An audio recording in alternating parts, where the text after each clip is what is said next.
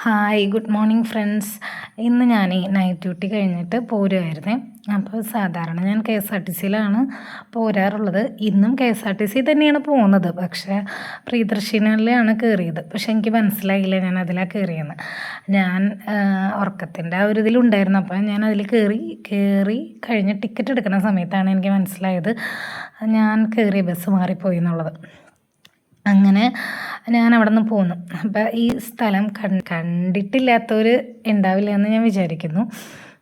കണ്ടിട്ടില്ലാത്തവരൊന്ന് comment ചെയ്യണേ. നമ്മുടെ തൃശ്ശൂർ റൗണ്ടിലെ തേക്കിൻകാട് മൈതാനമാണ്. അപ്പോൾ ഇതിൽ കൂടെ പോന്നപ്പോൾ എനിക്ക് ഭയങ്കരമായിട്ട് നല്ല ഭംഗി, കുറേ നാളായി ഇവിടെ കണ്ടിട്ട്, എന്നാലും നല്ല ഭംഗിയായിട്ട് തോന്നി. ബസ്സിലിരുന്നാട്ടോ വീഡിയോ എടുക്കുന്നത്. അപ്പോൾ അതിൻ്റെ കുറച്ച് ഷെയ്ക്കൊക്കെ ഉണ്ടാവും. കട്ടറിലൊക്കെ ചാടിയിട്ടാണ് നമ്മൾ ബസ് ഇങ്ങനെ നീങ്ങിക്കൊണ്ടിരുന്നത്. ഇതിലെ ഓരോ ഭാഗങ്ങളൊന്നും പറഞ്ഞു തരാനായിട്ട് എനിക്കറിയില്ല കേട്ടോ. അറിയുന്നവരുണ്ടെങ്കിൽ കമൻറ്റ് ചെയ്യണേ.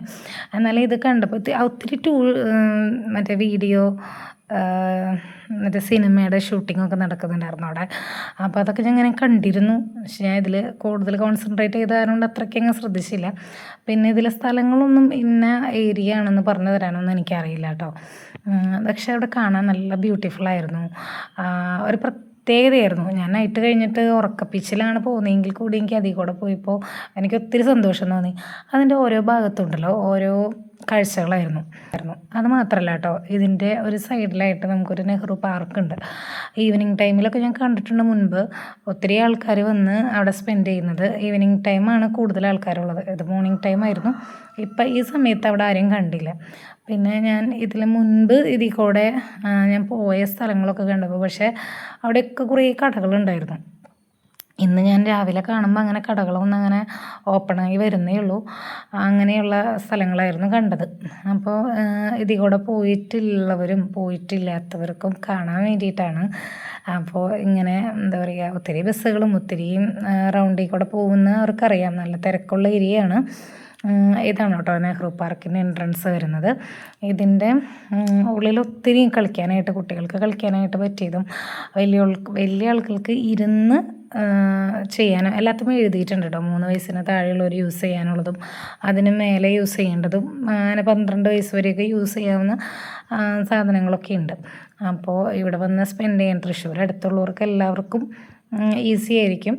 അതുപോലെ അകലെ നിന്നൊക്കെ വരുന്നവർക്ക് ഇതൊക്കെ ഉണ്ട് എന്നറിഞ്ഞിട്ട് വന്നിട്ട് സ്പെൻഡ് ചെയ്യാൻ പറ്റും. നല്ലൊരു സ്ഥലമാണ് കേട്ടോ, നല്ല ഭംഗിയുള്ളൊരു സ്ഥലമാണ്.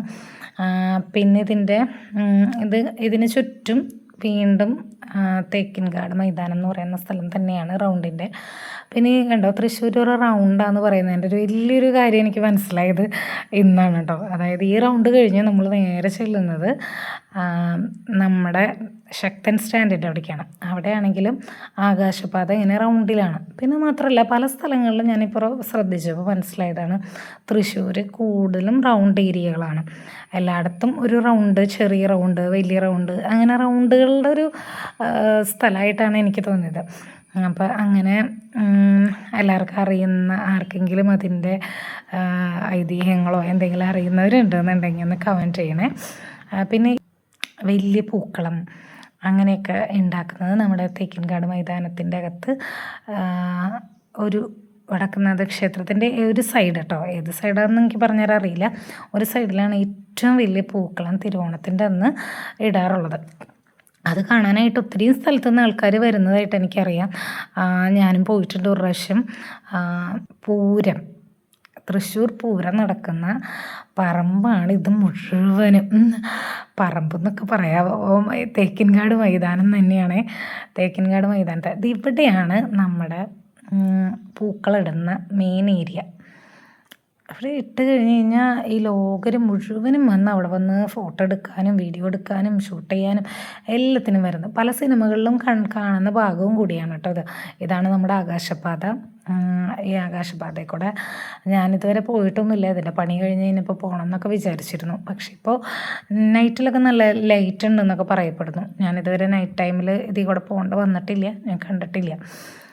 പിന്നെ നമ്മുടെ ശക്തൻ സ്റ്റാൻഡിൻ്റെ സൈഡിലായിട്ട് ഒരു ചെറിയൊരു മൈതാനമുണ്ട്, റൗണ്ട് പോലെ തന്നെയാണ് അവിടെ.